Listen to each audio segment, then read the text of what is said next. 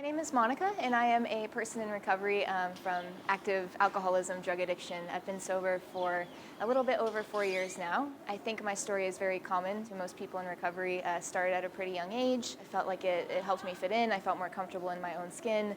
I felt like I finally found this missing piece that I had been searching for. It quickly turned from something positive in my life to something that was absolutely destroying my life, and at the same time was the only thing that made it worth living. I went through a series of treatment centers, and finally I was introduced to what I consider to be the solution for me, knowing what the problem was, what the solution is. And along these lines of working this active recovery program, I was also introduced to yoga. And yoga unexpectedly had a really huge impact on my recovery, and it does to this day. And I find a lot of parallels between the two. It's principles, it's connection to something greater and to a fellowship, and it's helping someone else. Now as a teacher, I get to help the next person, and hopefully they can have a similar experience to what I had. Namaste. We have the lovely Miss Monica LeBansky with us today, all right? So Monica, she is a yoga instructor. She's just awesome. I call it a human pretzel, the human highlight reel, and we just want to just kind of shine the spotlight on this lovely lady. Monica, if you could just kind of tell us your story. Like, I think it's very inspiring to hear that. Yeah, so basically, in a nutshell, I'm an alcoholic and an addict, and I probably started drinking around age 12 or 13.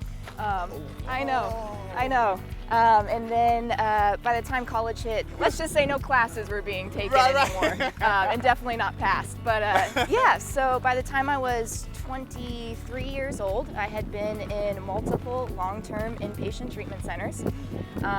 Was homeless, carless, jobless. Was actually living in a storage unit like down in South Austin off Slaughter Lane. Yeah, it was crazy. So my final treatment center, I was introduced to yoga through Pure Action, which is now a company that I work for, a nonprofit, and they brought yoga out to the treatment center. So that's where I was introduced to it. I didn't really think much of it. I was required to be in class, so I just did it because I had to. Slowly though, over time, I started to notice, I think first, a little bit of mental stillness, especially being a meth addict and an alcoholic. My mind was everywhere, you know, so being able to focus on one point, find a little bit of stillness mentally, physically, I think that's what I noticed first, was I could just kind of breathe and calm down, and the mind wasn't a million miles away. Can you explain to the people what Bikram Yoga is actually? So Bikram Yoga is basically a sequence of 26 postures, 2 breathing exercises. It's done in a 105-degree room, 50% humidity, and 90-minute class. So same sequence every day. Yeah. When you first got in, like, what was your preconceived notions, and how has it helped you along the way? I think because Bikram Yoga is such a glaringly, in the beginning, the physical aspect of it is probably the most obvious, and I think where I was in my life, I couldn't have really gotten down with a yoga that was more, you know, the chakras and the energy. I don't think I was ready for something like that. I would have dismissed it. Right. You know, so I like that Bikram Yoga was so physical, because the physical body is a simple thing to focus on. It's, you know, the mind, the spirit gets a little bit more intricate, a little bit more slippery, so I think it was just an easy starting place for me. When you practice your poses and when you're practicing doing what you do, is it that much required to get as flexible as you are? I would say so. I mean, it definitely shifts depending on if it's competition season, if I'm just practicing for other purposes. Sometimes my intention is more clarity or my sanity, you know, as opposed to like the physical aspect of the posture. So I think my intention changes depending on what the goal is. So I teach for Pure Yoga Texas, and then I do outreach work for Pure Action. So I actually get to go back out to the very treatment center where I was introduced to yoga, and now I teach yoga there twice a week. So yeah, it's kind of a full circle, you know, that's the whole deal, is you help the next person.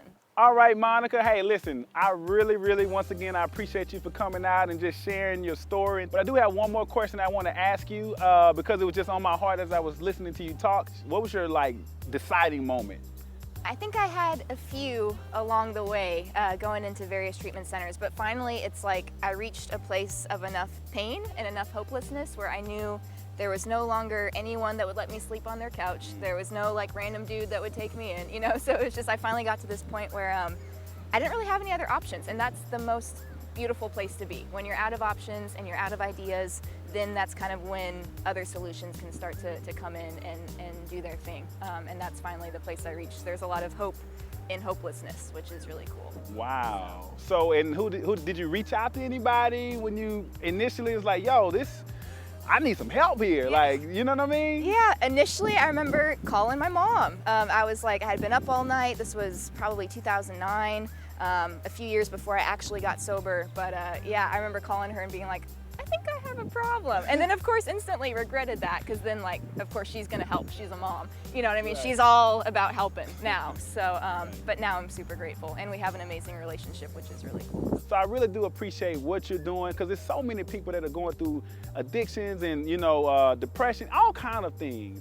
And just to hear your story, and on top of that, you're giving back to the communities as well to help people that have similar stories as yours. It's kudos to you, all right? And I really do appreciate you one more time for just being on the show and just sharing your gifts, all right? So I appreciate it. Thank you. Thanks a lot. Give me a hug, no hug.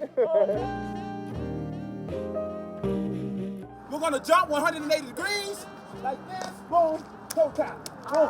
Come back around, boom, boom, toe tap, boom.